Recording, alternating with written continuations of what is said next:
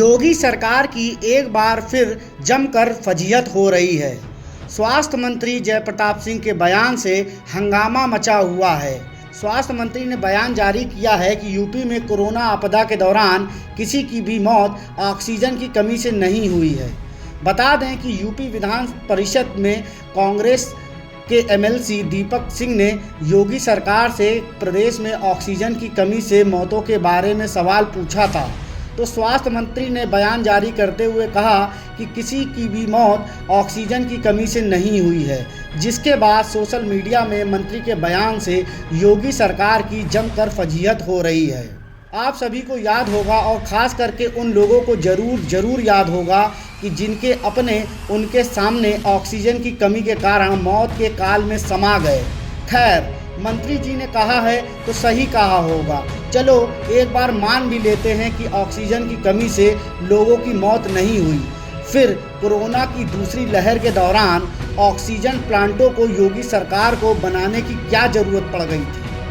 तब ऑक्सीजन की कमी नहीं थी, और तो और ऑक्सीजन प्लांट चल रहे थे, तो उस दौरान वहाँ पर लंबी लाइनें लोग अपने परिजनों को ऑक्सीजन के लिए लगाए थे।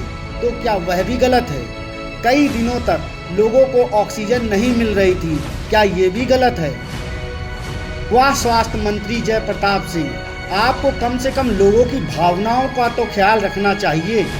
मानते हैं कि आपदा आई थी, परंतु आपके ये बयान कहीं ना कहीं उन लोगों को ठेस पहुंचाता है जिन्होंने कोरोना की दूसरी लहर में अपनों को खोया था। ऑक्सीजन की कमी नहीं थी तो लखनऊ के सांसद और रक्षा मंत्री राजनाथ सिंह ने हजारों सिलेंडर लखनऊ वालों के लिए क्यों भेजे थे? लखनऊ की हर गली मोहल्ले में रोजाना शव निकल रहे थे, वो मंजर आप कैसे भूल सकते हैं?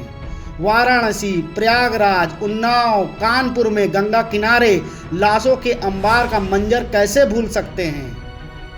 वहीं कांग्रेस प्रवक्ता अंशु अवस्थी ने योगी सरकार के स्वास्थ्य मंत्री के बयान पर जमकर निंदा की है। मंत्री का बयान ये दर्शाता है कि वो अपनी अकर्मण्यता, सरकार के निकम्मेपन को छिपाने के लिए मानवीय संवेदनाओं को भी तार तार कर रहे हैं। प्रदेश जानता है, देश जानता है, क्या ऑक्सीजन की कमी से कोरोना में लोगों की मौत नहीं हुई?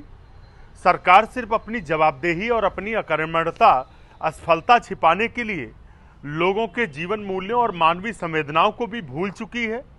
सच्चाई तो ये है कि सरकार की नाकामी की वजह से लोगों को ऑक्सीजन और बेड नहीं मिल पा रहे थे।